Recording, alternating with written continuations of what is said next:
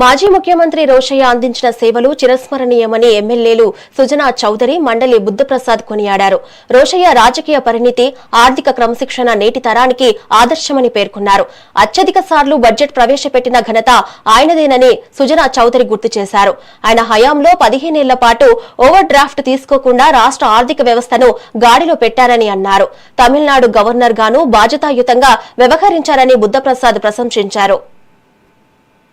ఆహ్వానించి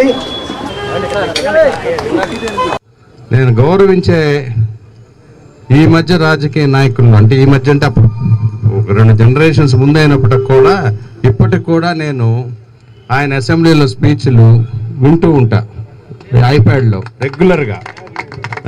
ఎంత చక్కగా మాట్లాడేవారు అసలు, అంటే దాన్ని ఆర్థిక వ్యవస్థని ఒక లాజికల్గా ఎలా ముందుకు తీసుకెళ్లేవారు. డెఫిసిట్ ఫైనాన్స్ లేకుండా ఈరోజు ఆ రోజు ఆయన నిలబెట్టిన విత్తనం ఏదేశారో, కానీ వాటన్నిటికీ కూడా పనికి రాకుండా ఈరోజు మన రాష్ట్ర ఆర్థిక వ్యవస్థ జరిగింది. ఇందాక మీరు ఇప్పుడు నిలబడి ఉందన్నారు కానీ నిలబడి లేదండి. ఇందాక రమేష్ గారు మా నాయకుడు అంటే మీ నాయకుడు కాదు, ఆయన మన అందరికీ నాయకుడు అని డెఫినెట్గా. ఓకే, ఆయన రాష్ట్ర విభజన విషయంలో కూడా నాతో ఒకటి పంచుకున్నారు. సోనియా గాంధీ గారితో మీటింగ్ అయ్యి వచ్చినాక ఆయన ఫ్లైట్లో ఉన్నప్పుడు మీతో కూడా చెప్పే ఉంటారు.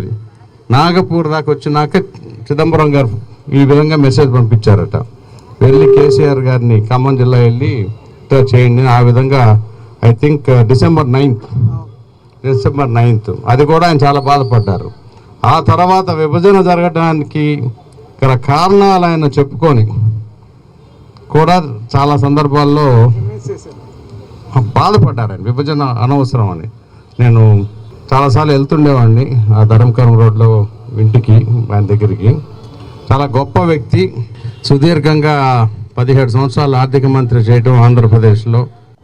రోషయ్య గారి గురించి, ఆయన రాజకీయ విలువల గురించి మాట్లాడితే ఇంకెవరినో వ్యతిరేకించినట్టు ఇతరుల గురించి మాట్లాడినట్టు అవుతున్న భయం కూడా నాకు కలుగుతుంది.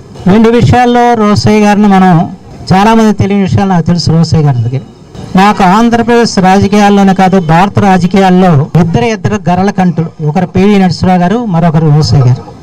వాళ్ళకి ఎదురైన అవమానాలు కానివ్వండి, కష్టాలు కానివ్వండి, నా జీవితంలో ఇంకెవరికి ఏ రాజకీయ నాయకుడికి ఎదురే ఉండవు. అయినప్పుడు వాళ్ళు పొగిడినా అలాగే ఉండేది, వాళ్ళ మొహాలు చూస్తుంటారు, ఇద్దరే తిట్టినా అలాగే ఉండేవాళ్ళు. అంటే అంతటా నిబ్బరం గల వ్యక్తులు.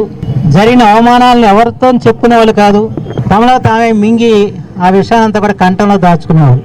నా ఎదురుగుండా రోషయ్య గారు జరిగిన అవమానాలు నేను ఎన్నో చూశాను. ఆయన ప్రదేశ్ కాంగ్రెస్ అధ్యక్షుడిగా ఉన్నప్పుడు జరిగిన విషయాలు కానివ్వండి, ముఖ్యమంత్రిగా ఉన్నప్పుడు జరిగిన విషయాలు కానివ్వండి, అవన్నీ ఇక్కడ ఆయన చెప్పటం అంటే అంత భావ్యం కాదు. కానీ ఎన్ని జరిగినా కూడా ఆయన ఎక్కడ కూడా తనకుండా బెనకుండా ఉండేవాడు. ఎవరితో కూడా తన బాధ చెప్పుకునేవాడు కాదు. ముఖ్యమంత్రిగా అయినప్పుడు ఉదయం పూట ఆయన పక్కన కూర్చొని మేము ఒక్కడిని ఉండేవాడిని. ఎందుకంటే మా ఇల్లు కూడా పక్కన అంటుంటే పొద్దున్న లేచి వెళ్ళి అందరూ కూర్చోవడం అలవాటు అయింది. మంత్రులు సహచరులు ఎవరు వచ్చేవాళ్ళు, ఒక గాది వెంకటరెడ్డి తప్ప.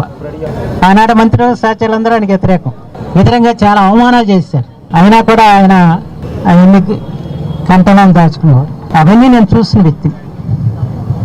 చాలామంది తెలియని ఒక విషయం చెప్తాను. ఆయన ఇవాళ రాజకీయాలు నేర్చుకోవాల్సింది ఏంటంటే, సహకారం ప్రతిపక్షంలో ఉండి ఎన్టీ రామారావు గారితో పోరాడినా, ఆ తర్వాత అధికార పక్షం నుండి చంద్రబాబు గారితో పోరాడినా, ఏనాడు కూడా ఈనాటి రాజకీయ నాయకుల భాష మాత్రం ఆయన ఉపయోగించలేదనే విషయం మీరు గుర్తుంచుకోవాలి.